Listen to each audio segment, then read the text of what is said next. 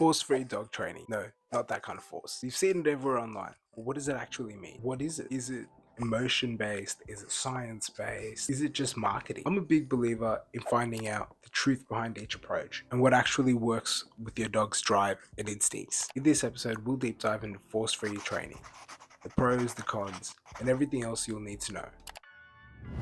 So positive reinforcement is a style of training that is still deeply rooted in operant and classical conditioning, but they only use positive reinforcement and management of environmental consequence. What? Bro, what are you talking about, man? For those of you who know what operant conditioning is, you could probably skip ahead here. So operant conditioning has 4 pillars. The first one being positive reinforcement, which is giving your dog a treat or something or a praise or anything nice that they like, or access to something when they give you or follow a cue. The second pillar, negative reinforcement. So negative reinforcement is removing a negative stimulus when your dog does something you like. So that could be they're pulling against the lead, you then pull back against the lead. As soon as they stop pulling, the leash pressure goes away, or same thing with a slip lead. So number 3 is positive punishment. Positive punishment is adding an aversive or a punishment to reduce unwanted behaviors. So say your dog does something, you tell it no, you then clap your hands really loudly and raise your voice.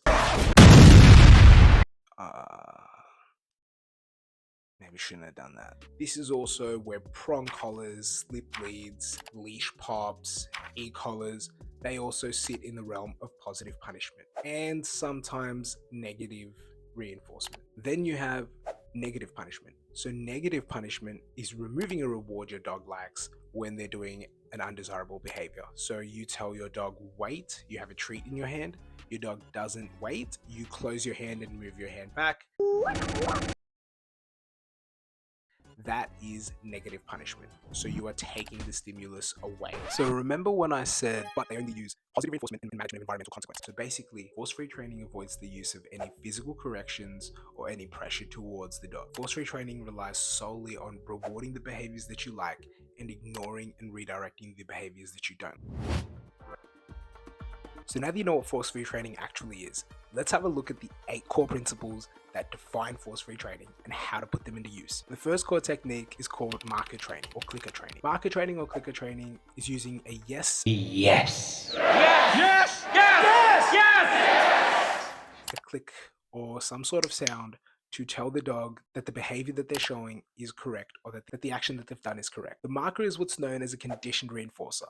It tells the dog that moment right there is what's going to get me back. So the aim is to replace pressure with trust and a clear line of communication. So how would you use this in training your dog? You ask your dog to do a sit. The moment your dog's butt hits the ground, you either use the clicker or you use the word yes or any sort of marker and then reward straight away. So the dog starts to associate the behavior with the marker with the reward. So number 2 is luring and fading. So luring and fading isn't really the same as bribery. What it aims to do is it aims to show the dog what the correct behavior is and then reward. And as soon as you can start to see that the dog is understanding the reward and they are starting to anticipate, you can start to fade the lure. Once you've faded the lure, what happens is the cue then takes control from the reward as to what's guiding the behavior to occur. Number 3 is shaping. So shaping is rewarding small steps that lead towards a final behavior. So a quick example of that would be your dog looks towards the mat, your reward, your dog then walks towards the mat and places a paw on it, your reward, and then your dog finally goes and lies down on the mat or sits on the mat and your reward. So each success triggers the dog's dopamine level and it makes learning in and of itself for the dog a fun and enjoyable activity. It also helps your dog with problem solving and they learn to offer behaviors without waiting for cues that are desirable. Capturing is almost the same as shaping, but instead of trying to mold a behavior into what you want, in capturing, a dog naturally does something and you reward it for that desired behavior. So you're sitting down, your dog comes and lays down next to you or sits next to you, you reward that behavior and that is capturing. So what it does is it strengthens self-regulation in the dog because the dog learns that its choices control outcomes. Number 5, differential reinforcement or redirection. So in force-free training, instead of punishing unwanted behaviors, they replace it. If a dog jumps, they teach it to sit for attention, and if a dog mouths, they teach it to hold a toy. It's called differential reinforcement because it's changing the dog's emotional response and behavior through choice rather than force. Number 6 is management and desensitization. So the theory in force-free training is not to wait for mistakes, but to prevent them. It involves changing the environment, the setup, or the distance so that the dog can make the right choice easily. By controlling the antecedents, or what happens before the behavior, they believe that you can reduce failure and build confidence. An example of this would be your dog is super reactive. Every single time they see a dog, they start barking. What you can do is slowly start to desensitize that dog and give it rewards around the other dog, and you are slowly desensitizing it to that stimulus. Number 7, the Premack principle, using drive as a reward. So one of the most powerful tools that force-free trainers have in their arsenal, or any dog trainer has in their arsenal for that matter of fact, is the Premack principle. And the Premack principle is letting the dog use its external environment as a reward. So for example, you go on a walk, your dog is walking next to you, it's not pulling against the leash, it wants to smell something, it looks at you and checks in with you, you give it the okay cue or the release cue, your dog then goes and self-rewards, using the environment as its paycheck. This is really good because it teaches your dog that the world becomes its reward, and the way to earn that reward is through obedience or impulse control. Number 8, final core concept, reinforcement schedules, from food to freedom. So this was actually made really famous by Karen Pryor, who's a really famous and really popular force-free trainer who's also one of the major pioneers in force-free training. What you want to do at first is you want to reward every single success, and then after that you want to make it varied. So what it is it becomes a slot machine for your dog. So they don't know which behavior is the one that's going to pay off, so they're more likely to comply because they know that it's going to be a random one. It's just like hitting the jackpot or gambling. And then eventually what will happen is, because they're so used to being rewarded randomly, it becomes a pattern that strengthens the focus. It strengthens the focus and persistence of the dog because they're not sure when they're going to get the reward, so they're more likely to comply in anticipation for it. So then after the reward schedule becomes random, the food eventually fades into play, the play fades into freedom, and then freedom becomes the reward itself. So that pretty much sums up the 8 core concepts of force-free training and how they can be applied to your dog. Like every training system, force-free training has its pros and cons. When it works, it can completely reshape the relationship between the handler and the dog.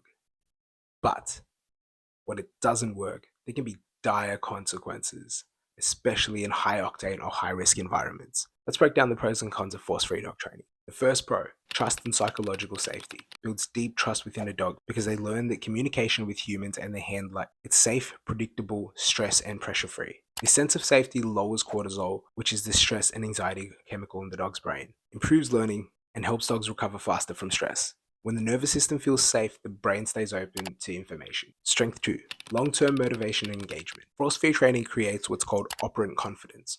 Operant confidence is when the dog believes that its choices lead to good outcomes. So operant confidence builds motivation from inside out for the dog, and it also builds confidence that they're doing the right thing, which helps to again lower stress, anxiety, and cortisol. So the reason that these factors are lower is because training feels more like play than training to the dog. Strength 3, it is excellent for puppies and sensitive dogs. So for puppies and fearful dogs, it pairs new experiences with rewards, rewiring emotional responses in their brain through classical counter conditioning. The result is in previous situations where the dog used to feel fear or anxiety, now they start to feel confident and they start to almost expect a reward, so that feel-good dopamine rush starts to already come onto the brain. Strength 4, manners and relationship. Through clear timing and engagement, force-free training aims to achieve manners without conflict. You can teach complex obedience, trick work, problem solving, and manners with remarkable clarity without putting the dog under pressure or stress. It also works to strengthen the bond between the dog and handler because the dog wants to work rather than is being made to. Now that we've talked about the pros, let's talk about the cons. Biggest weakness in force-free training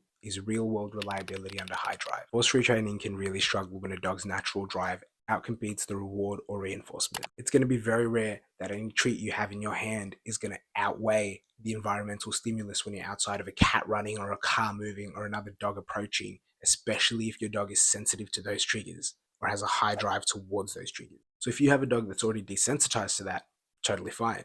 But if you have a dog that's reactive, you might find yourself in a bit of trouble. Number 2, dependence on management. Force-free trainers often rely on management avoiding the rehearsal of unwanted behaviors, which is really great in theory, but it requires a lot of lifestyle precision. Doors have to be closed and triggers have to be predicted. If the management of your environment or setup falls short, without consistency, you'll notice that progress can stall or actually start to go backwards. It's not the dog nor the methodology that's usually failing here. It is because management of the environmental factors is starting to slip.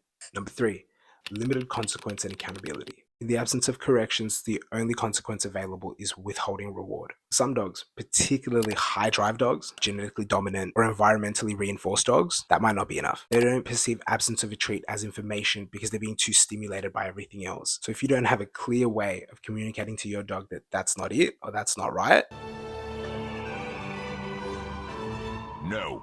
what you'll start to notice, especially in high drive dogs, is frustration and avoidance can start to appear very quickly. Number four, probably the biggest one I see with force-free training: skill and timing demands. Force-free training on the outside, it looks really simple, it looks really easy to do, but it is a highly skilled, strategic, and planned training style. The timing, the reinforcement schedules, the environmental setup, they all have to align perfectly. A 1 second delay or an unclear marker can break the entire learning loop. That's why force-free trainers have to be really well structured, really strategic, and really planned about how they're going to go about their training. So now that you guys know what force-free training is, you guys know what its basics are, you guys also know what its pros and cons are, and you've been walked through operant conditioning as well. I'm going to leave it at that because I don't think putting my personal opinion in this series is quite right. I want to leave this series as bias-free as possible, no matter which style I'm doing.